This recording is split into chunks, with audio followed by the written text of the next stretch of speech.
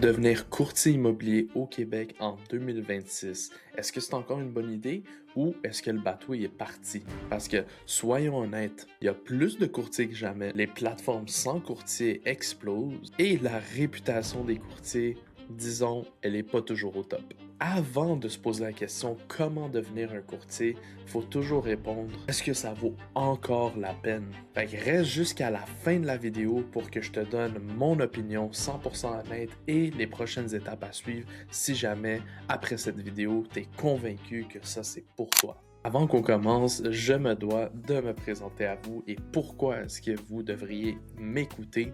Mon nom c'est Émile Moussa, je suis courtier immobilier et entrepreneur spécialisé dans la croissance des courtiers immobiliers au Québec. Je suis membre du Wolfpack au Québec chez eXp Realty.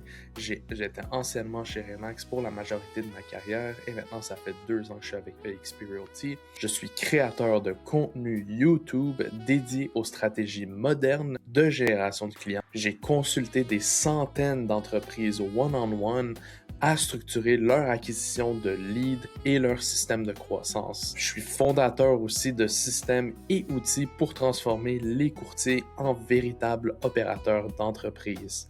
Ça, c'était moi.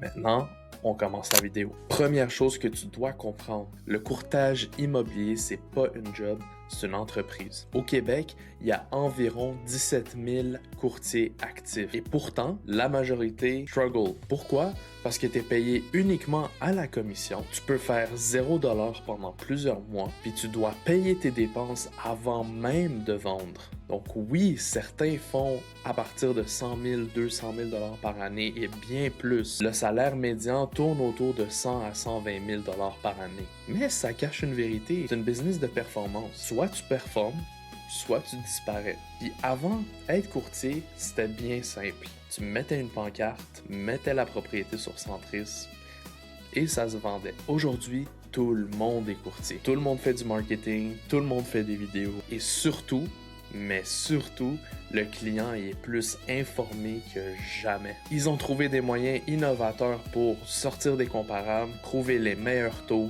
et les meilleures tendances. Donc si toi, t'es juste un ouvre-porte, t'es remplaçable.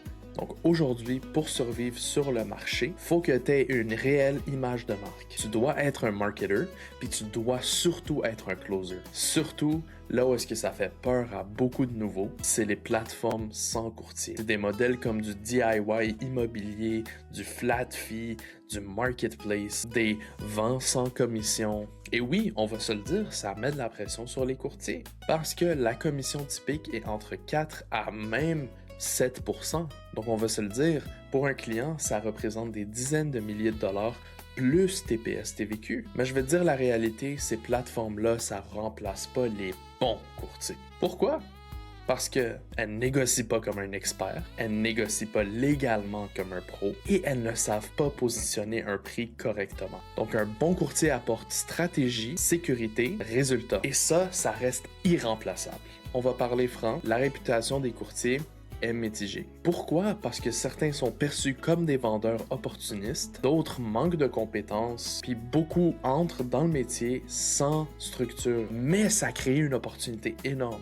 Parce que si toi, tu deviens élite, tu te démarques instantanément. Donc aujourd'hui, le marché, il manque pas de courtiers, il manque des bons courtiers. Donc la vraie réponse, oui, ça vaut encore la peine, mais pas pour tout le monde. Ça vaut la peine si t'es prêt à te bâtir comme une entreprise, t'es prêt à faire du marketing agressif, tu veux devenir dans le top 10%, pas moyen, parce que sinon, la réalité, c'est que tu vas abandonner. Mais si tu fais les choses comme il faut, ça, c'est une des rares industries où est-ce que tu peux faire ton premier 100 000 dès la première année, tu peux être complètement autonome et bâtir un vrai style de vie. Mais surtout, créer un levier. Donc non, le courtage immobilier n'est pas mort, mais il a évolué. Et aujourd'hui, soit tu deviens un courtier moderne, soit tu disparais. Si tu as apprécié cette vidéo, laisse-moi un j'aime, puis abonne-toi à ma chaîne. Et si cette vidéo t'a interpellé, puis tu sens que tu as tout en ta possession pour devenir courtier immobilier,